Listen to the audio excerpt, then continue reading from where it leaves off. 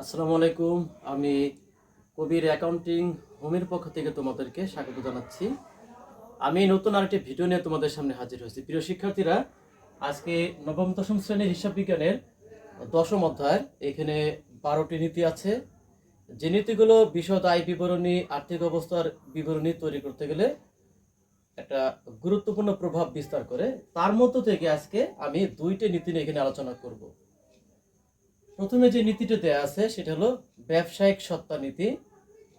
ব্যবসার মালিককে ব্যবসা থেকে পৃথক বিবেচনা করা হয়। এই কথার অর্থ হলো, বাংলাদেশে কিছু সংখ্যক ব্যবসা প্রতিষ্ঠান আছে, যেমন এক মালিকানা কারবার, অংশীদারি কারবার। এই জাতীয় প্রতিষ্ঠানগুলো বাদ দিয়ে বিশেষ করে বড় বড় যে কোম্পানিগুলো আছে, যৌথ মূলধনী company, esquire group, Beximco group, Bashundhara group, fresh group, এইভাবে দেশি এবং বিদেশি বহুজাতিক যে কোম্পানিগুলো আছে, এই বহুজাতিক কোম্পানিগুলোকে আমরা সাধারণত যৌথ মূলধনী কোম্পানি বলে থাকি। এই যৌথ মূলধনী কোম্পানির মধ্যে দেখা যায় কি, ব্যবসার মালিক একটা সত্তা আর ব্যবসা প্রতিষ্ঠান কিন্তু আরেকটি সত্তা। এখানে ব্যবসা প্রতিষ্ঠানে যত হিসাব রাখা হয়, প্রতিষ্ঠানের আয় ব্যয় যখন নির্ণয় করা হয়, প্রতিষ্ঠানের সম্পদ এবং দায় নির্ণয় করা হয়, এখানে ব্যবসায়িক দৃষ্টিকোণ থেকে একজন কর্মচারী ব্যবসায়ের প্রতিনিধি হিসেবে নিযুক্ত হয়ে তিনি ব্যবসা প্রতিষ্ঠানের পক্ষে এই সবগুলো সম্পাদন করে থাকেন। এবং এক্ষেত্রে দুতরফা দাখিলা পদ্ধতির কঠোর প্রয়োগ এখানে দেখানো হয়, যার ফলে মালিকের ইচ্ছা সুবিধা এখানে কখনোই প্রাধান্য কিন্তু দেওয়া হয় না। এই দুতরফা দাখিলা পদ্ধতির নীতি অনুযায়ী মালিক যখন ব্যবসা প্রতিষ্ঠানকে কোনো মূলধন সরবরাহ করে, ভবিষ্যতে ব্যবসা প্রতিষ্ঠান এই মূলধন ব্যবহার করার পরে সেটা কিন্তু এক পর্যায়ে মালিককে কিন্তু ফেরত দিতে বাধ্য। আবার মালিক যদি ব্যবসা প্রতিষ্ঠান থেকে কোনো টাকা উত্তোলন করে বা কোনো পণ্যদ্রব্য উত্তোলন করে নিয়ে যায়, তাহলে এর ফলে কি হয়, ওই মালিকানা সত্ত্ব একটা প্রভাব বিস্তার করে, অর্থাৎ মালিকানা সত্ত্বের পরিমাণটা এখানে কিন্তু কমে যায়। চলমান প্রতিষ্ঠান ধারণা, এ ধারণা অনুযায়ী কিছু নির্দিষ্ট মেয়াদী প্রতিষ্ঠান ছাড়া অন্য প্রতিষ্ঠান সমূহ অনির্দিষ্টকাল ধরে চলমান থাকবে বলে ধরে নেওয়া হয়।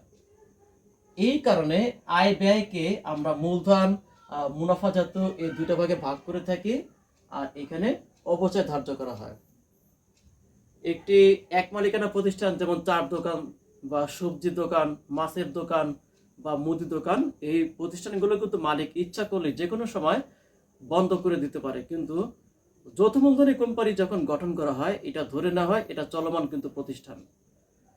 যদি কোনো কারণবশত কোনো যৌথ মূলধনী কোম্পানিকে বন্ধ করার জন্য উদ্যোগ নেওয়া হয়, তাহলে সেক্ষেত্রে আদালতের অনুমতি প্রয়োজন আছে। অর্থাৎ এক্ষেত্রে আদালত রায় প্রদান করবে ওই যৌথ মূলধনী কোম্পানি বন্ধ করা হবে কিনা। শেয়ার মালিকরা ইচ্ছা করলেই এই কোম্পানি কিন্তু বন্ধ করতে পারে না। যদি তিনি সেই কোম্পানি থেকে সরে যেতে চায়, তাহলে তিনি তার শেয়ারটি অন্যত্র বিক্রি করে দিতে পারেন।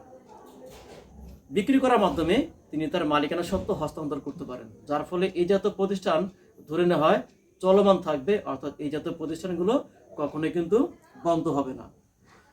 তো যার কারণে এই প্রতিষ্ঠানের যাবতীয় আয় ব্যয়কে আমরা দুইটা ভাগে ভাগ করতে পারি, একটা মূলধন এবং মুনাফা জাতীয়, এবং অপরটি অবচয়।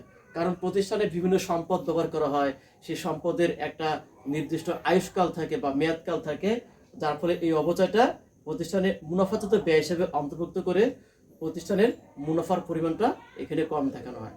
শিক্ষার্থীরা, যে 12টি নীতি আছে তার মধ্যে আজকে আমরা এই 2টা নীতি নিয়ে আলোচনা করলাম। ইনশাল্লাহ আগামীতেও এই নীতিগুলো নিয়ে আমাদের আলোচনা চলমান থাকবে। সেই পর্যন্ত তোমরা সবাই ভালো থাকো। আল্লাহ হাফেজ।